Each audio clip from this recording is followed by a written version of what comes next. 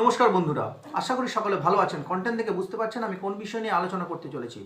আপনাদের মনে আছে আমি আমার চ্যানেলে প্রথম বলেছিলাম যে লোকসভা ভোট কোনো মতেই মার্চ মাসে হবে না, এপ্রিল মাসের সেকেন্ড উইক নাগাদ কিন্তু লোকসভা ভোট হওয়ার সম্ভাবনা আছে।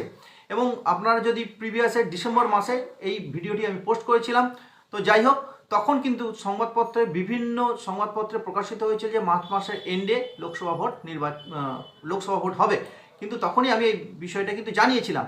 তো যাই হোক, আজকে সেটা প্রমাণিত হয়েছে যে ইলেকশন কমিশন অলরেডি লেটার দিয়েছে বা অর্ডার প্রকাশ করেছে এবং সেখানে বলা হয়েছে যে এপ্রিল মাসের 16 তারিখ থেকেই কিন্তু লোকসভা ভোট শুরু হচ্ছে। তো আজকে যে বিষয়টা নিয়ে আমি আলোচনা করব সেটা হচ্ছে লোকসভা ভোটে যে ভোটকর্মীরা আছেন তাদের নিরাপত্তা বিষয়। এবার আমি যেটা বিশেষ সূত্র মারফত জানতে পেরেছি, সেটা যতক্ষণ না পর্যন্ত অর্ডার আসছে ততক্ষণ পর্যন্ত কিন্তু সঠিকভাবে কিছু বলা যাবে না। তবে আমি যেটা জানতে পেরেছি সেটাই আজকে আপনাদের সামনে তুলে ধরছি।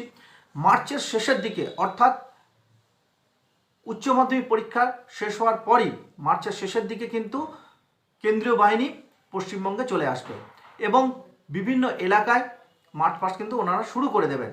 বিভিন্ন এলাকায় কেন্দ্রীয় বাহিনী কিন্তু চলে যাবে।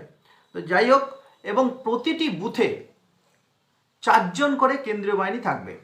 প্রতিটি বুথে 4 জন করে কেন্দ্রীয় বাহিনী থাকার সম্ভাবনা আছে। এবং যে বিদ্যালয় বা যেখানে ভোট কেন্দ্র হবে সেই ভোট কেন্দ্রে যদি 2টো বুথ থাকে তাহলে সেক্ষেত্রে 6 জন নিরাপত্তা বাহিনী বা কেন্দ্রীয় বাহিনী থাকবে।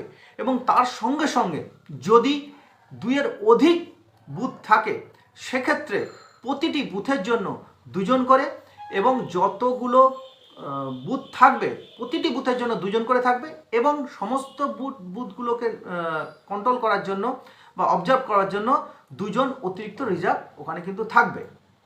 এইটা জানা গেছে বা আমি জানতে পেরেছি বিশেষ সূত্র মারফত। তো দেখা যাক, অর্ডার এলে আপনারা এই বিষয় নিয়ে পরিষ্কার হয়ে যাবেন যে আমার বক্তব্য কতটা সত্যতা আছে।